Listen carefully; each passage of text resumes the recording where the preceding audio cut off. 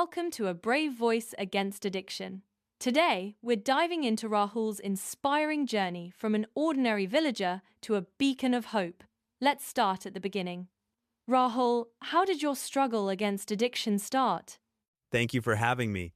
It all began when I saw how addiction was tearing through our youth, even affecting influential figures.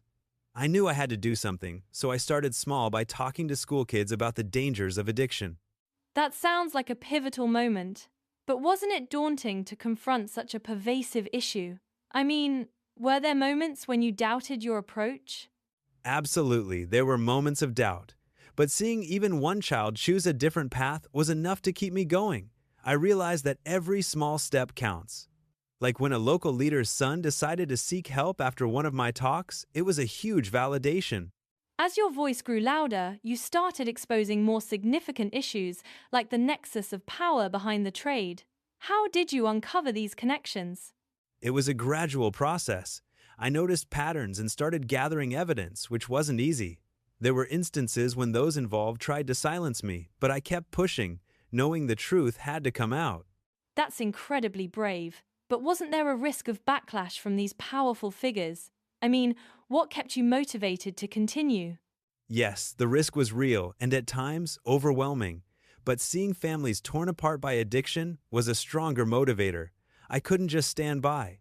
Even when I faced threats, I kept thinking of the kids' futures, which fueled my resolve. Then came a turning point. You were arrested. What was it like continuing your fight from behind bars? Being arrested was a huge challenge, but it didn't stop me. I wrote letters, shared my story, and rallied support from inside. It was tough, but the more they tried to silence me, the louder my message became. That must have been incredibly frustrating. Did you ever feel like giving up during this ordeal? Giving up crossed my mind, especially when isolated, but knowing that the villagers were still listening and supporting me gave me strength. I knew that my voice was reaching beyond the prison walls, inspiring others to join the cause. Eventually, your efforts forced many influential figures to surrender. How did it feel to see such a significant change unfold? It was surreal and rewarding. Seeing the big players jailed and the village's children freed from addiction's grip was the victory we all needed. It affirmed that one voice truly can make a difference. That's remarkable, Rahul.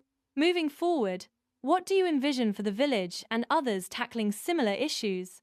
I hope our story inspires others to speak up. The path isn't easy, but the impact is profound. We continue working on rehabilitation programs and educating the youth. Change is possible with collective effort. Thank you for sharing our story.